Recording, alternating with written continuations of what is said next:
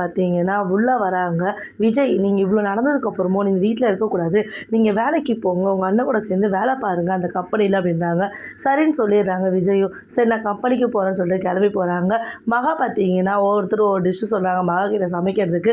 காயத்ரி மட்டும் பார்த்தீங்கன்னா எங்களுக்கு தேவையானதை நாங்களே செஞ்சுக்கிறோம், கண்டவங்க யாரும் செய்ய வேண்டாம் அப்படின்றாங்க. மகா அழுகுறாங்க. நான் உங்களுக்கு அப்போ கண்டவங்களம்மா அத்தை சின்னத்தை அப்படின்றாங்க. ஆமாம், அவங்க அத்தை தான் அப்படி பேசினாங்க நேற்று, அவங்களுக்கு தேவையானதை அவங்க செஞ்சுக்கணும்னு சொல்லிட்டு, அப்போ எங்கள் குடும்பத்துக்கு தேவையானதை நாங்களே செஞ்சுக்கிறோம் அப்படின்னு சொல்லிட்டு அவங்க வீட்டுக்காரை கூப்பிட்டு இனிமேல் நான் சமைக்கிறத சாப்பிடுங்க, இங்கே யாரும் சமைச்சு வச்சுக்கிறத சாப்பிடாதீங்கன்னாங்க. நான் எதுக்குமா அப்படி சாப்பிடக்கூடாது, நான் எந்த ரிஸ்க்கும் நான் எடுக்கிற மாதிரி இல்லை, நான் மகா சமையலை தான் சாப்பிடுவேன்றாங்க. முறைக்கிறாங்க காயத்ரி. அப்புறம் பார்த்தீங்கன்னா சரிம்மா அப்படின்னு சொல்லிட்டு போயிடுறாங்க. காயத்ரி கிச்சனுக்குள்ளே சமைக்க போகிறாங்க. மகா பார்த்தீங்கன்னா கொடுங்க நான் செஞ்சு தரேன் அப்படின்றாங்க. நீ ஒன்றும் செய்ய வேணாம், நான் தான் அவங்ககிட்ட சொல்லிட்டேன்ல, எங்களுக்கு தேவையானதை நாங்கள் செஞ்சுக்கிறோம், வேலை என்னவோ அதை மட்டும் பாருன்னு சொல்லிட்டு அசிங்கப்படுத்திடுறாங்க. இது அனாமிகாவுக்கும் சித்ராதேவிக்கும் பார்த்தீங்கன்னா பயங்கர சந்தோஷமாயிடுது.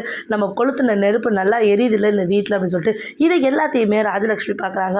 மகா, உனக்கு என்ன, எங்களுக்கு தேவையானதை மட்டும் சமைக்கிற வழியை பாரு, வேறு யாருக்கும் அவங்க சமைச்சிப்பாங்க அப்படின்றதுக்கப்புறம் சரிங்கத்தன்னு சொல்லிட்டு பார்த்தீங்கன்னா மகா அவங்களுக்கு சமைக்கிறாங்க.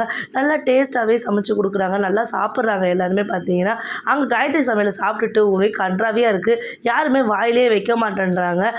அனாமிக்காவுக்கு கூட சுத்தமாக பிடிக்க மாட்டேங்குது. விஜய் பார்த்தீங்கன்னா வாந்தி எடுக்கிற மாதிரி பண்ணார். அவங்க வீட்டர் ஏமா இந்த ரிஸ்க்கெல்லாம் எடுக்கிற, நான் மகா சமைச்சதே சாப்பிட சொல்லிட்டு மகா சமையலை சாப்பிட்றதுக்காக ஓடி வந்துட்டாரு.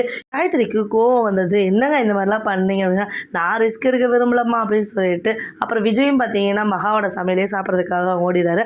அனாமிகா முறைக்கிறாங்க. 2 பேருமே தனியாக உட்காந்துட்டு இருக்கிறாங்க சாப்பிட முடியாமல். ரொம்ப கேவலமாக சமைச்சிருந்தாங்க காயத்ரி.